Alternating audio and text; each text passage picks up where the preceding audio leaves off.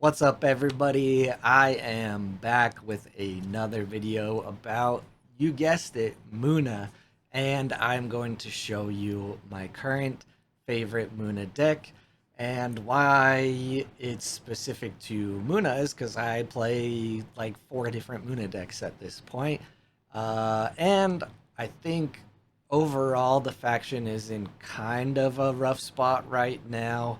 I don't believe we've seen a big tournament where Muna has placed first, but people are starting to figure it out.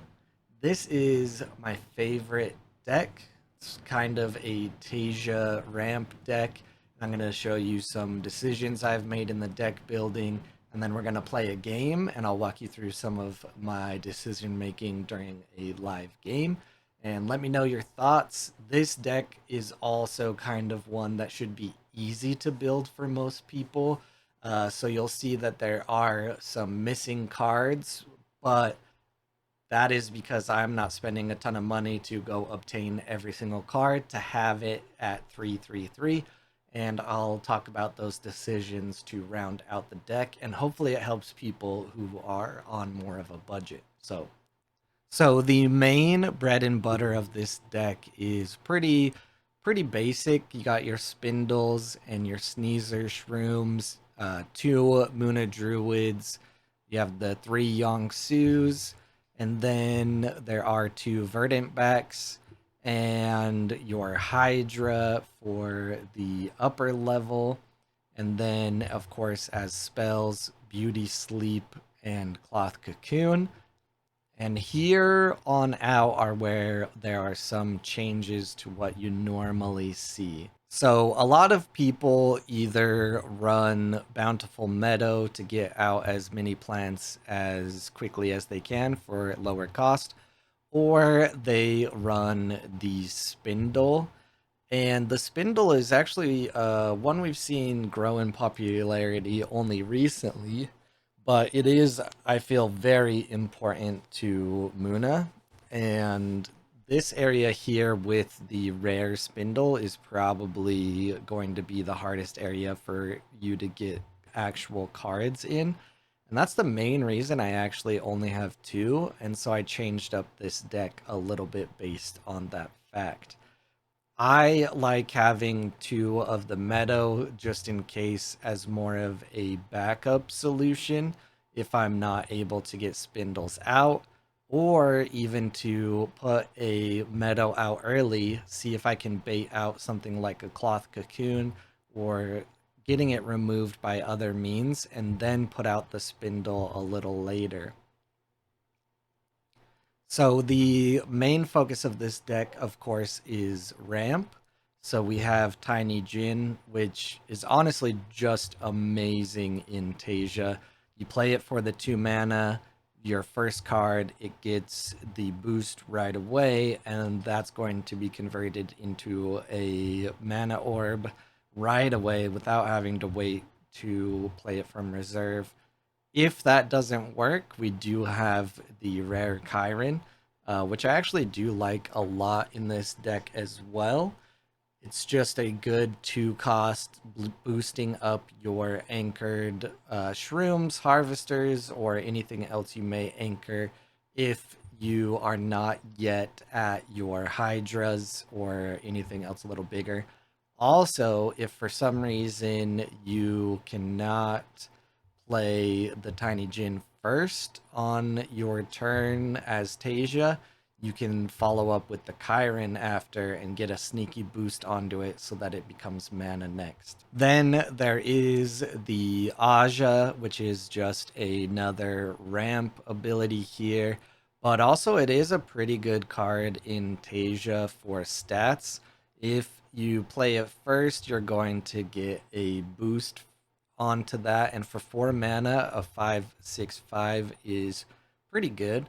And from here, this is where the deck changes a little just based on availability and then rounding out to that 39 number. And here are some areas where I think you could change it depending on how you feel about the deck. But I'm enjoying most of it pretty far. and there aren't too many changes in the rare section. So you'll see that there's only one rare Son of Yggdrasil right here. This is more of a backup option for me, and it does have Tough 1, it's gigantic, and it has the support ability to make something else anchored. Based on the fact that one of the uniques I have, which we'll go into in a minute, is another Son of Yggdrasil, I feel like 2 is enough in the deck itself. And then 2 Muna Druid are just another little bit of backup if I need the anchored ability or I need another card to play that has pretty good stats. Yangsu, I'm going to be honest, I am not the biggest fan of generally, but I think with Teija, it's not a bad card to have, and it does pop off sometimes gaining those 2 extra boosts, but it is something to fill out the deck. I'd love to know what you would replace it with, because we are considering that it's common and replacing it with another common. I don't feel like there's too much else that is very good to replace it at this time.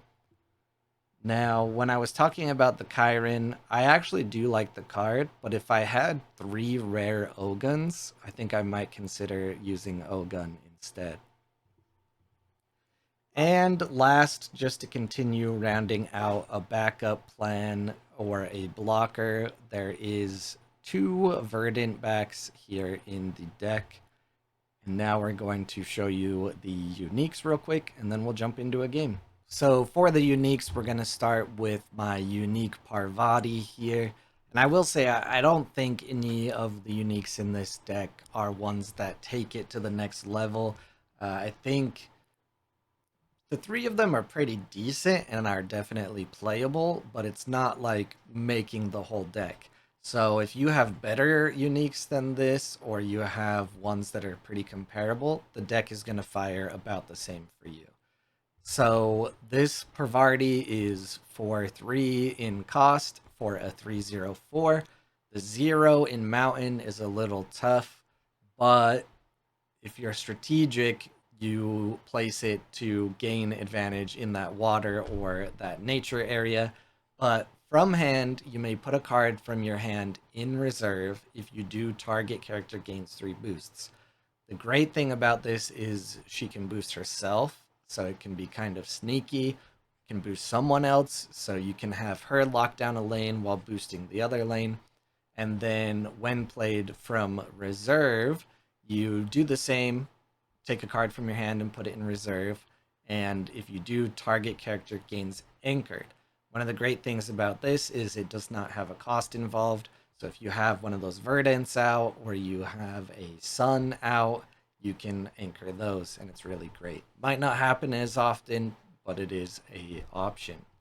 So next, we are going to move to that other Sun I was telling you about. So this is the Son of Yggdrasil unique that I have, and I've actually grown to enjoy it quite a bit, especially if for some reason I don't have Hydras available. Maybe I had to throw one in mana at the start of the game, which unfortunately happens. But I have a Spindle out. It's going to protect this Sun a little bit. But even if not, it has Gigantic, as the Suns do. And when played from anywhere, you may discard a card from your reserve. If you do, target character gains 1 boost. Most often it's boosting itself because it's going to lift up both lanes at the same time, being Gigantic. But it does have the option to boost something else. And the real big kicker here is if I ever resupply this, or even just to bring it back, it's only 4 from reserve. And this is kind of another reason I put 2 meadows in, is bringing that down to 5 cost or 3 cost has really helped out on some games, especially if I have a lead where I don't really need to worry about risking that much mana. Pop that out, I'm securing the lead in at least 1 lane most times. And last and maybe least, depending, it's Aloe Vera. It's a 3/2 and a 1/2/3. So I believe it has like one less water. But this goes hand in hand with the landmarks. If you control one or more landmarks, resupply, and at noon, resupply. So if you're not able to anchor it for some reason, you do get the from anywhere. If you have one of your landmarks out, it'll resupply. There we go again. If we're resupplying the sun or something else, it'll be cheaper from reserve. So those are the three uniques. Like I said, none of them are, making the deck. It's not like a unique jellyfish or anything like that. But that just means you can plug in your uniques that you have into this deck and it should fire about the same. Let me know your thoughts. Let me know if you have a unique that would just take this to the next level. Be really interesting to see. And now we'll get into playing a game with it so I can show you kind of my thought process behind interactions and how I play the deck. All right, so we are going to get into how I play the deck here with a game. Let's see. Oh, again, Siggy. Never mind. Cut the tape. Cut the tape. Not this one. Okay, well, if I lose, I keep it in because this is one of my harder matchups. So let's see here. I'm not going to have enough plans to get the Yongsu up. We'll save this for the Aloe. Oof, this is such a hard opening hand. All right, this is going to be our plan. It's going to be the Aloe and the Parvati, and we hope we see some of our other ramp throughout the game here. Tiggy is going to be rather difficult for us, but can see how to lose to Siggy if I lose. Siggy is most likely going to play stuff in both lanes, so we're really only going to be able to win out one of those. Kind of good that they are going first, so I can kind of judge which lane I want to take. So let's see. If they choose an action, there should not... There we go. And the classic soldier opening. They have 2 mana left. We can see another soldier or a frog. The easiest one for me here is just going to be going on the side here with the recruit. We'll bank that for the anchoring of the Aloe. All right, they're going to pass. So that's good. That's good. They don't get a double move. I get a move. They get a move. So we want to go up to 4 mana. It's going to cost 3 to do the Aloe. We could go no mana this turn, but that's probably dangerous. We can't do the Aloe and... Well, we could do 2 and then 2. Okay, there we go. That's the plan.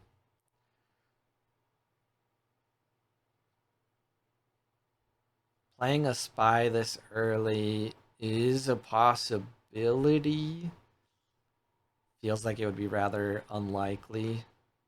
I think most commonly Siggies want to try to get their permanent out on this turn. So let's see what we got here. Alright, they're basically going to hit me with trying to figure out what I am doing. We have a pretty good block on water here. We will get the resupply for getting the... Not the sun that I want to resupply, but we'll see how long we can keep it for. Sigismar right now can actually be a pretty mixed bag, so it's kind of hard for me to call out exactly what they're gonna play. I feel like they know I have no mana. I've already tapped the meadow. They should play their permanent, and they would still get 1 move. Oh, the Sandman. They're gonna sleep the recruit and boost it. Interesting. Interesting. Well, for now, that does not change our plan. We anchor our aloe, and we are going to pass. I feel like that is a wasted Sandman, but once again, this is a hard matchup for me, so we'll see. The fact that they haven't had a double move yet is encouraging. They also could have slept and kept the trooper. Very interesting. So let's see. It's gonna cost us 4. Yeah, we mana one of these. We'll get another mana off the back of one. Ooh, that was a perfect resupply. Honestly, yeah, I think it's more of a setup. Oh, shoot. The hard part here is to get the boost, I have to put something from my reserve into, or something from my hand into reserve to get the boosts. Very unfortunate. Uh, that's okay though. We're gonna try to fight it out here for mountain. Hope our sun survives. Really, just use it for the anchored. Anchoring that aloe again is no issue to me. This honestly could have been a bad decision, but I'm trying to set up for later, stay in the game. And yeah, it might be a bad choice because I think they're gonna get that double move now that I was talking about. But you make mistakes. Hopefully you learn from them. These are both gonna go away. This is the side so far. They don't have the permanent out yet. I should have tapped that because it could have kept more of a mystery what's in my hand. Teamwork training, huh? I actually like to see these early. Obviously, you get rid of the aloe. It's going to give me the most benefit. You get rid of the gin, and I'm going to get the benefit anyways. You're gonna actually allow me to do another resupply off of that, though, and actually win a side. So maybe not the best decision there. There's my third tiny gin, though. So I managed to not block them out in water, though, so they still get a double move. But let's see. If I would have played the Sun 6-3-3, I could have got the move off of nature, but I'm still getting a move here. If I did the Teija boost, I would have blocked here. So playing the Sun was probably a better decision, especially because it has tough. But I maybe sometimes get too in my head about surviving to late game. So that might have hurt me right here. But now we might have bodies to get the Hydra out. All right, we're going to try something a little... Ooh, but it will have tough because of the plants. All right, let's get the Hydra out. We'll build it up. We'll do it. I don't have to mana, though. So, let's see here. It's a bold move, kind. Let's see. We're going to put our Hydra over here. And we are going to hope that we survive. That Hydra is going to be tough. Hopefully, next round we can get a Spindle out. Also, Pavardi's probably going to put the Sun into reserve so that it costs way less to get use with it. So I'll just use this again, keep my aloe out, and we'll see what they have cooking up here. Very surprised there's no permanent from the Siggy yet. All right, we see. Let's see. If you control a token? Oh boy. Create a recruit in your companion. If you have less than 8 mana orbs, create a recruit. Interesting. Interesting, interesting. So while they are a lot closer to winning, they did not take out the Hydra. And we should have a pretty good path here. I could probably get the other Hydra out.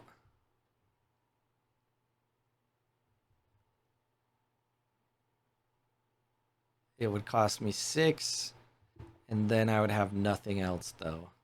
So we're gonna try this. What we're gonna do is we're gonna play the Pavardi because we're in nature. She's really strong in nature, especially off the Teija boost. We're going to put the Sun into reserve, and then we are going to boost the Hydra.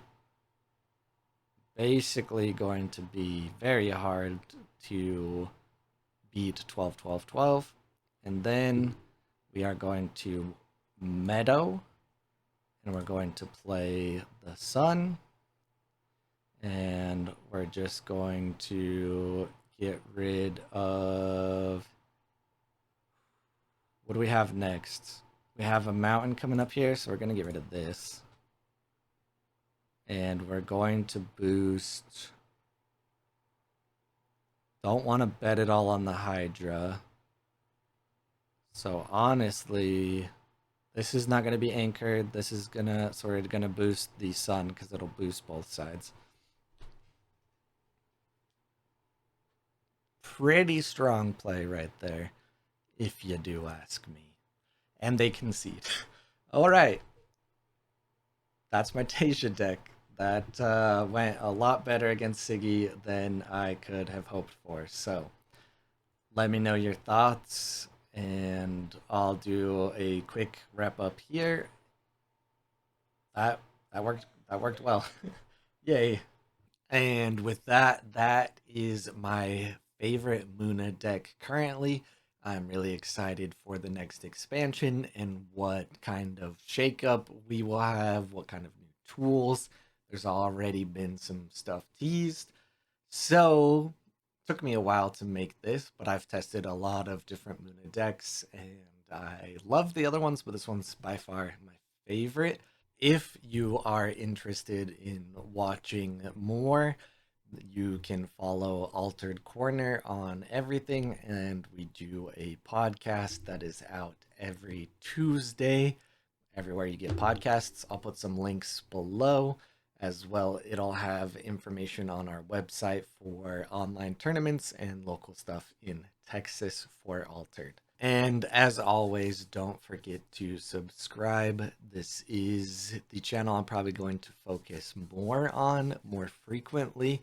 I do have my main channel with more gaming related content that hopefully has a new video soon, but all the information down in the description. Check it out and have a good day.